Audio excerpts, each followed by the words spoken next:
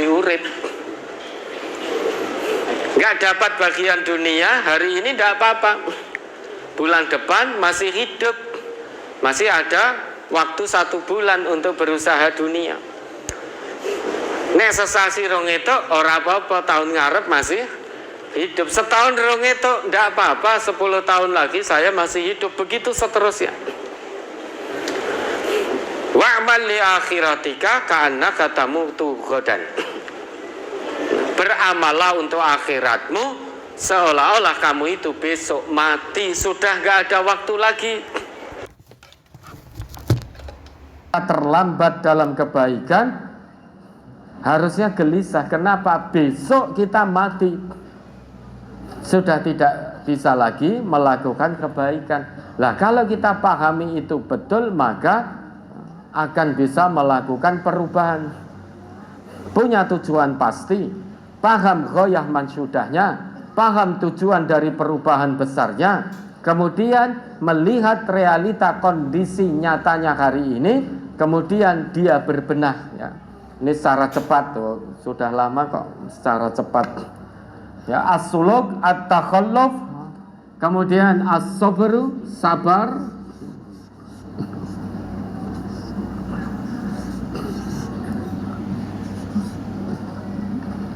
kemudian al-ikhlas,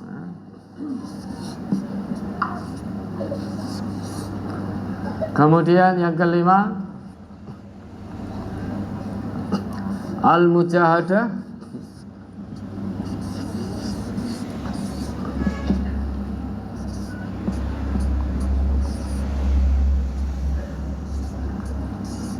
dan yang keenam al-istiqomah.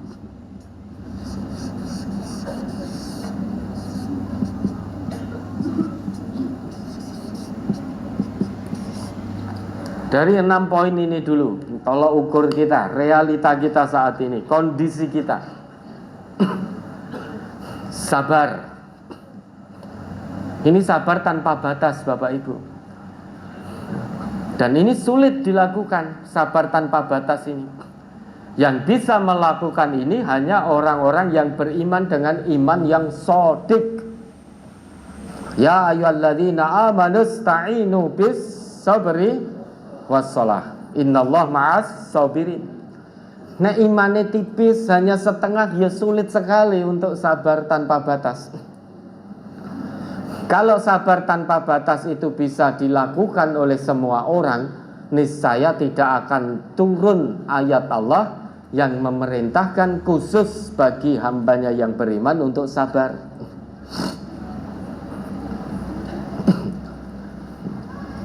Baru diuji karo sakit masuk angin sedikit wis ambate ra karuan-karuan.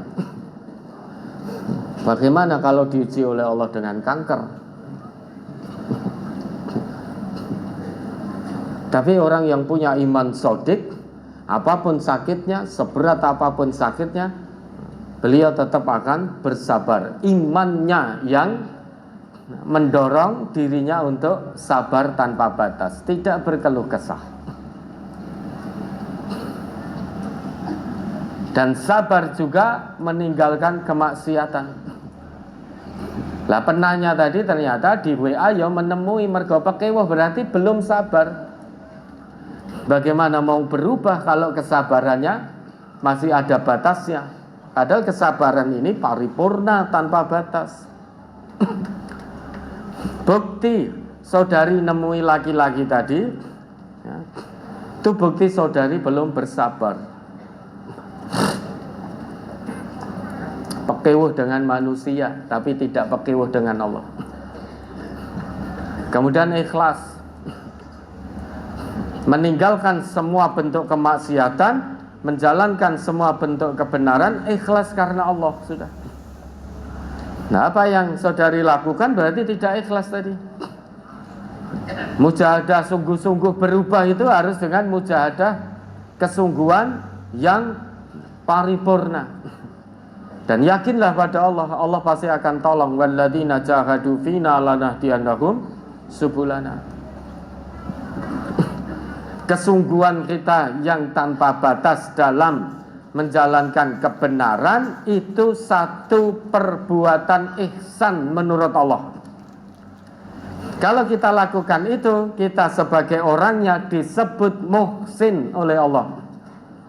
Dan Allah wallahu yuhibbul muhsinin. Allah mencintai hamba-hambanya yang berbuat ihsan. Salah satunya dengan bersungguh-sungguh meninggalkan segala bentuk kemaksiatan dan menjalankan perintah Allah dan Rasulnya dengan maksimal. Itu ihsan, selalu merasa diawasi oleh Allah. 1, 2, 3, 4, 5 ditutup dengan istiqomah. Terus apapun godaannya, terus istiqomah dalam perubahan itu. Meski tampak menyenangkan godaannya, jangan sampai tergoda. Ingat, tidak ada yang namanya pacaran syar'i.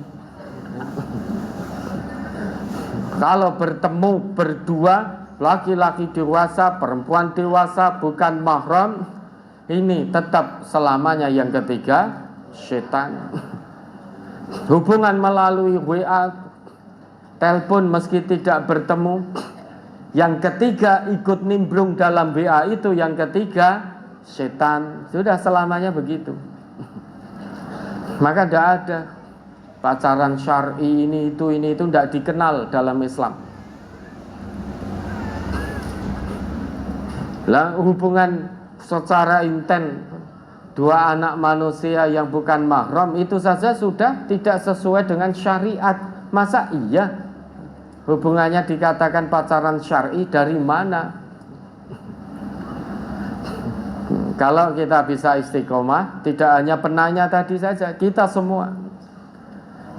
Innalladzi Fussilat 30, innalladzina qalu rabbunallah tsummastaqamu tatanazzalu alaihimul malaikah alla takhafu wa la tahzanu wa abshiru bil jannati allati kuntum tu'adun. Sesungguhnya orang-orang yang mengatakan Rabbunallah, Rabb kami, Tuhan kami adalah Allah, Summastaqamu, kemudian istiqomah dalam pengakuan itu, sehingga menjalankan apa yang menjadi perintah Rabb-nya, meninggalkan apa yang menjadi larangan Rabb-nya, menjalankan apa yang menjadi perintah Rasulullah atau Rasul utusan dari Rabb-nya tadi, meninggalkan semua bentuk larangan Rasulullah.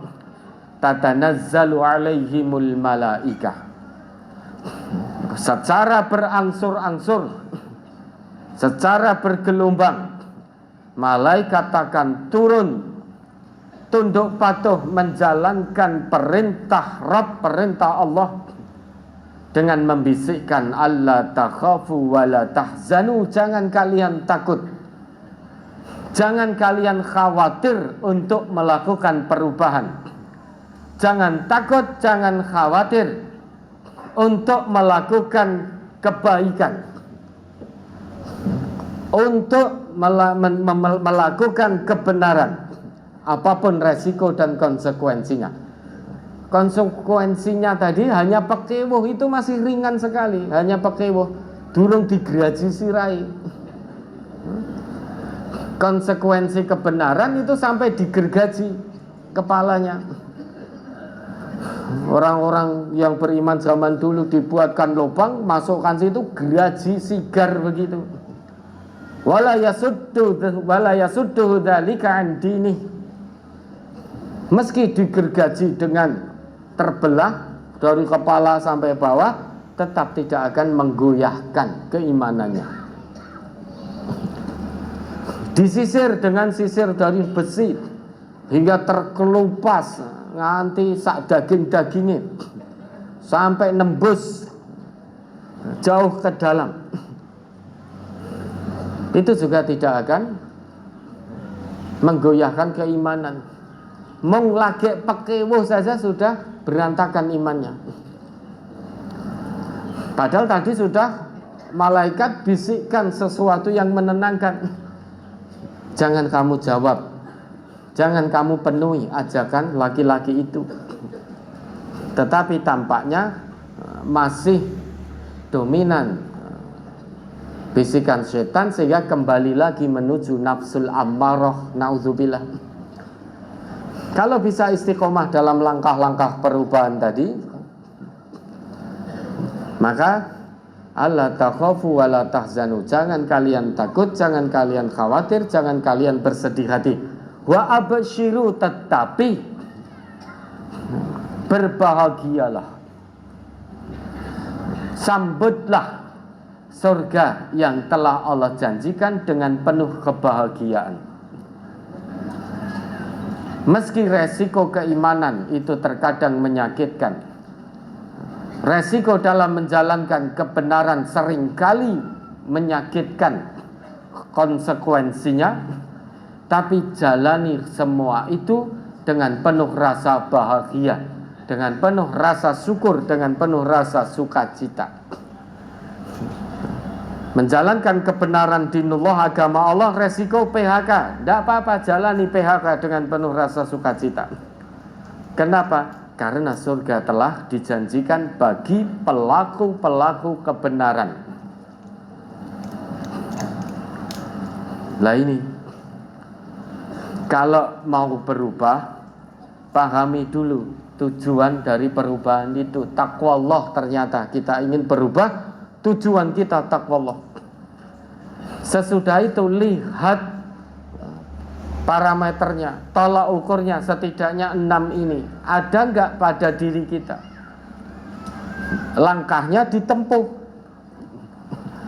Kalau ternyata 1, 2, 3 atau semuanya ada pada kita, atau hanya salah satu ada pada kita, jurus pamungkasnya lakukan al-muqawamah.